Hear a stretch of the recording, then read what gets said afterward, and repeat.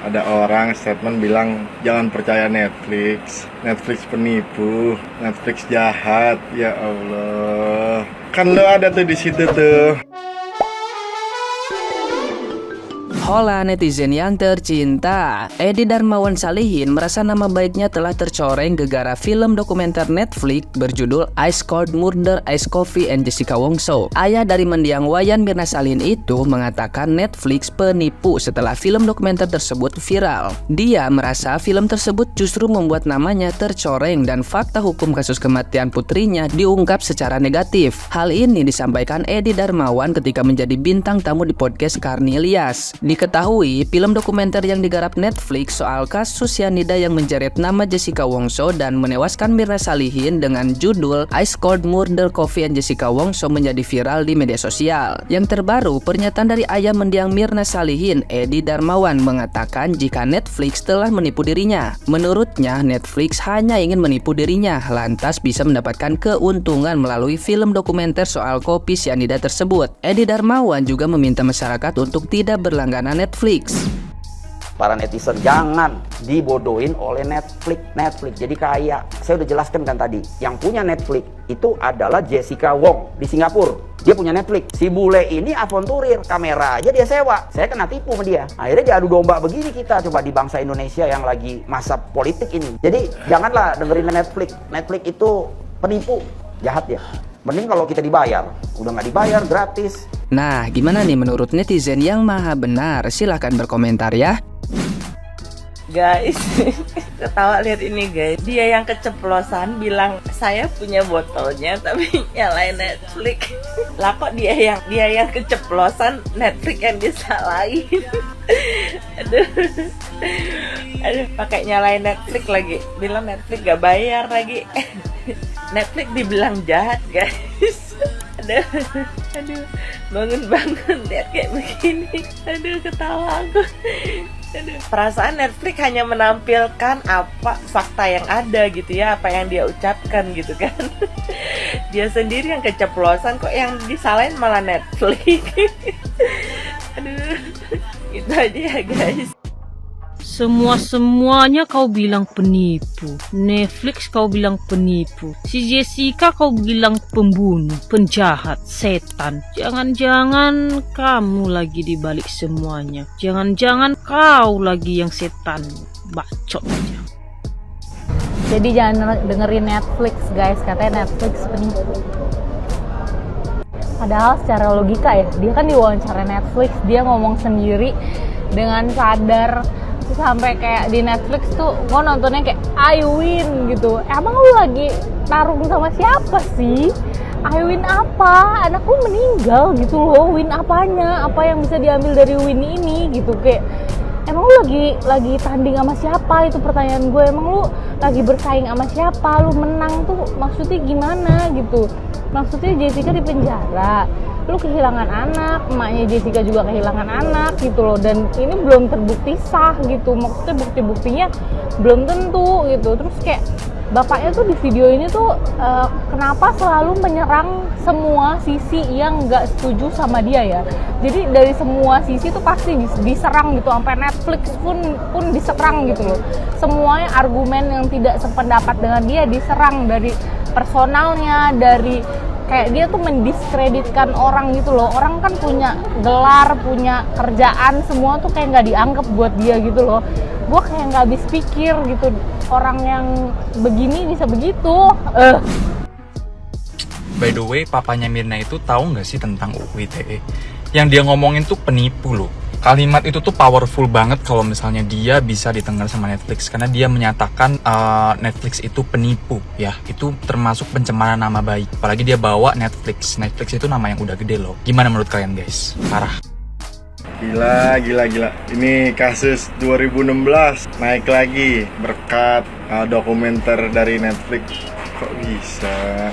Ada orang statement bilang jangan percaya Netflix. Netflix penipu, Netflix jahat. Ya Allah. Kan lo ada tuh di situ tuh. Sebelum itu tayang nih. Sebelum itu jauh dah lo diwawancara. Kan ada dua pilihan, mau atau enggak gitu. Kok lo mau? Abis itu bilang Netflix penipu, kok bisa? Kok bisa? Gue gak habis pikir, sumpah. Anjing, bibir gue merah banget. Saran Anda ini ngawur saya rasa. Anda melarang bahwa kita atau kalian atau masyarakat Indonesia jangan mendengarkan atau menonton Netflix. Karena Netflix itu bagi Anda adalah penipu. Menipu banyak orang ya. Apakah Anda takut sebenarnya bahwa kedok Anda akan terbongkar gitu ya? Terkait dengan kasus ini. Nah, kenapa Anda paling vokal ya menyuarakan tentang ya walaupun memang ya anak Anda sendiri yang meninggal dunia ya akibat daripada kasus ini, tetapi ya seharusnya Anda lebih banyak berdiam diri ya, biarkanlah para pengacara ya, para pihak kepolisian dan juga pihak-pihak terkait yang paling ngerti tentang persoalan ini yang harusnya berbicara di depan umum ya, bukannya Anda ya yang bukan siapa-siapa, hanya sebagai statusnya sebagai orang tua saja ya. Seharusnya Anda lebih banyak berdiam diri ya, bukan justru memberikan saran bahwa jangan menonton Netflix karena Netflix adalah menipu banyak orang ya. Ini menurut saya saran ngawur gitu, dan seharusnya Anda lah yang nggak perlu didengarkan oleh masyarakat Indonesia ya, karena omongan-omongan Anda saya perhatikan ya dari berbagai wawancara dan juga di TV dan di YouTube ya, Anda seolah-olah merasa yang paling tahu, paling hebat dan sebagainya ya. Itu membuktikan bahwa Anda adalah seseorang yang ya tinggi hati gitu. Anda menganggap orang lain itu rendah dan sebagainya ya. Ya jadi sebaiknya saran-saran ngawur seperti itu ya Anda minimalisir, ataupun kalau perlu Anda diam saja seperti itu. Oke?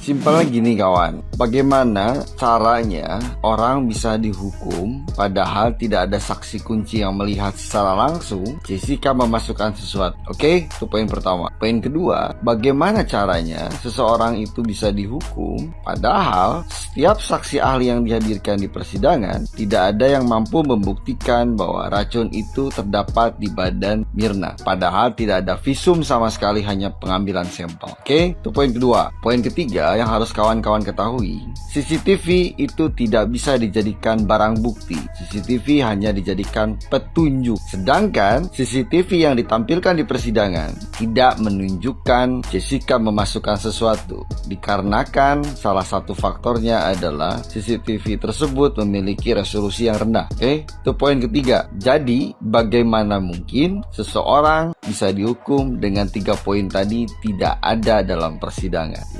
Yang ada di persidangan adalah hanya asumsi dari pihak penuntut maupun keluarga korban. Pertanyaan yang penting, bagaimana hakim bisa memutuskan seseorang bersalah tapi tidak didukung dengan barang bukti, saksi, dan ahli yang akurat? Berarti hukuman ataupun vonis ada dikarenakan hanya karena faktor asumsi dan keyakinan seorang hakim. Sayangnya pada saat dia banding dan PK di MA tidak memberikan novum atau bukti baru yang konkret. Sayangnya karena terlalu banyak skenario yang dibuat secara sempurna oleh pihak tertentu. Aneh rasanya di saat pihak keluarga korban ikut turut andil dalam proses penyidikan dan ruang lingkup ranahnya aparat penegak hukum. Karena kalau kawan-kawan perhatikan, dari mulai awal proses itu kejadian hingga masuk tahap penyidikan, bahkan hingga masuk persidangan, tidak ada hal yang menguatkan bahwa Jessica adalah pelakunya. Mohon maaf, aku memang bukan pengacara, bukan ahli hukum, tapi aku cukup ngerti aturan main di hukum pidana seperti apa. Tidak ada saksi kunci yang menjelaskan yang eksplisit bahwa Jessica pelaku. Tidak ada saksi ahli yang berani menerangkan bahwa ada racun di tubuh Mirna yang dalam hal ini ada cyanida dengan posisinya hanya beberapa miligram saja. Jadi terlalu aneh rasanya di saat seseorang dihukum bukan berdasarkan fakta-fakta real di persidangan ataupun mau runutan kejadian. Yang ada, yang aku lihat adalah hanya sebagian tekanan publik ya, sebagian lagi tekanan dari pihak keluarga. Yang ketiga ada kasus dari sebuah kasus yang terdapat di kasus tersebut karena ada kepentingan tertentu. Dan lagi-lagi aku meyakini bahwa Jessica tidak bersalah. Kalaupun dianggap Jessica seperti apa yang bapaknya bilang, buktinya tidak kuat. Karena ingat, segala sesuatu harus berdasarkan minimal 2 alat bukti, kesaksian minimal 2 orang. Dan ingat kawan, lagi-lagi aku ulangi, CCTV tidak bisa dijadikan barang bukti. Yang ada adalah bukti petunjuk. Oke? Dalam case ini fatal. ya kalau bahasa hukumnya cacat formil. Kurang lebih sih penjelasan aku seperti itu ya, pemahaman aku seperti itu. Jadi ya mudah-mudahan Jessica dan keluarga dikuatkan,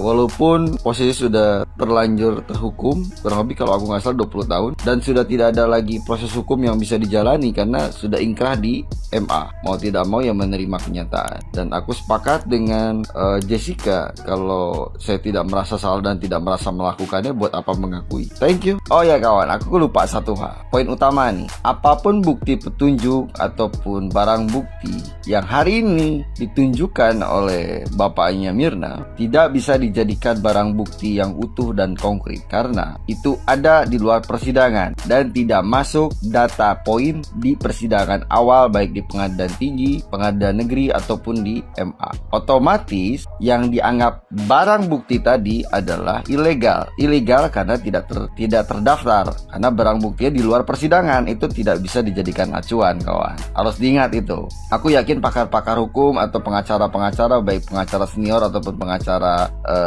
baru-baru ataupun yang muda-muda, pasti tahu hal itu. Hal di luar persidangan itu tidak bisa dijadikan barang bukti dikarenakan tidak masuk data awal pada saat persidangan dimulai atau bahkan dalam data penyidikan. Itu harus diingat. Jadi apa yang dibeberkan oleh bapaknya Mirna itu ilegal, dan itu sebenarnya bisa dituntut. Karena kenapa? Bisa termasuk penggelapan barang bukti atau menyembunyikan barang bukti, bahkan menghalang-halangi penyidikan. Ingat itu, tidak main-main loh pasalnya. Apalagi dia ada tendensi menyuap seseorang walaupun dibilangnya ongkos, tapi kan baru diketahui posisinya dia mengakui dia memberi sesuatu terhadap pakar tertentu, dalam ini Pak Reza, di kemudian hari baru mengakui. Itu bisa masuk ranah pidana loh, jangan salah. Terima kasih kawan.